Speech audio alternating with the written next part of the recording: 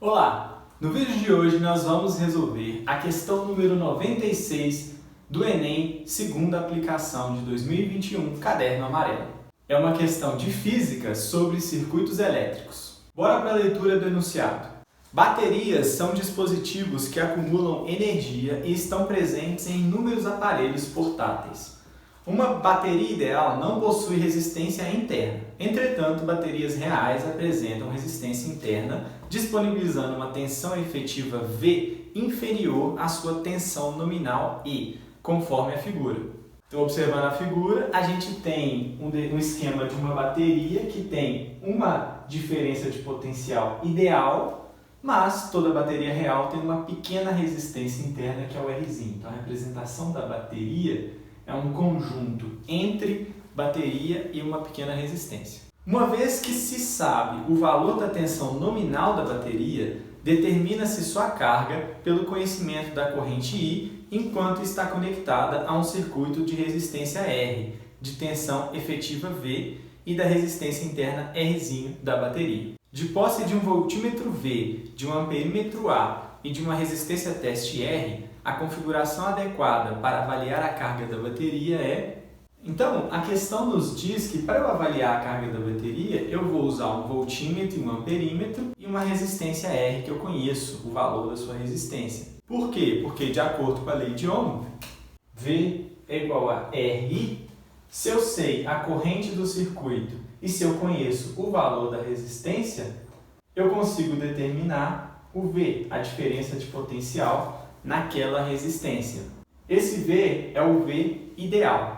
Num circuito real, quando eu conecto um voltímetro para determinar a diferença de potencial que atua sobre aquela resistência, com esse valor eu consigo encontrar então qual seria o valor da carga real fornecida pela bateria.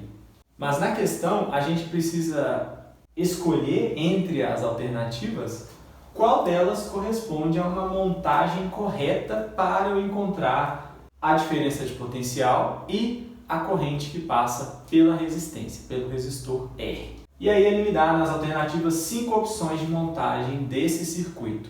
Uma coisa que a gente tem que saber é que o voltímetro mede voltagem, mede diferença de potencial. Para isso acontecer, para eu medir a diferença de potencial entre dois polos, a entrada entre a saída e a entrada de uma resistência, ele tem que ser ligado em paralelo e não em série. Ele tem que ser ligado na entrada e na saída do resistor para eu calcular essa diferença de potencial antes e depois do resistor. Logo, voltímetros tem que ser ligado em paralelo e para que a corrente passe toda pelo resistor e não passe pelo voltímetro, ele tem que ter uma resistência muito alta, infinita, porque se essa resistência for muito alta, a corrente passará quase que completamente no resistor, que é o ideal, porque eu quero que a corrente que a bateria dê passe toda no resistor para que eu possa medir de fato essa diferença de potencial. Se a corrente que está passando não é toda a que a bateria fornece, eu vou estar medindo um valor diferente do real. Então, voltímetros tem que ser ligado em paralelo e tem que ter uma resistência muito alta, próxima do infinito. Já os amperímetros medem a corrente que passa por aquele resistor. E para se medir corrente, a gente precisa que ela passe totalmente pelo amperímetro, a gente quer que ela passe por ele. Então, se eu quero medir a corrente que passa por um resistor, é só eu ligar um amperímetro em série com esse resistor, porque toda a corrente que passar pelo resistor aqui também passará, obviamente, pelo amperímetro. Então, amperímetros têm que ser ligados em série e, além disso, tem que ter uma resistência mínima para que, se existir, por exemplo, alguma coisa aqui em paralelo com o outro resistor, essa resistência do amperímetro não aumente muito a resistência do conjunto e faça menos corrente passar por aqui. Se um amperímetro tiver uma resistência muito alta e existir outro caminho possível para a corrente passar, ele pode atrapalhar a passagem de corrente pelo resistor que eu estou querendo medir a resistência.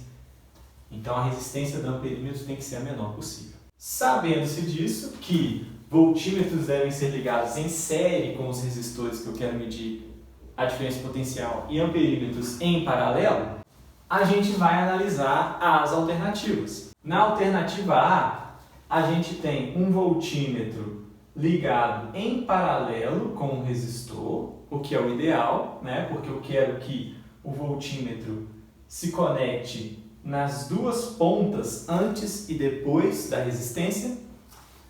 E eu tenho um amperímetro ligado em série com o resistor. Toda a corrente que passa pelo resistor passa também pelo amperímetro.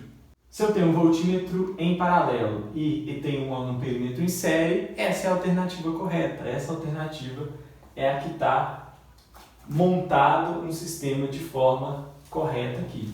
Por que as outras estão erradas?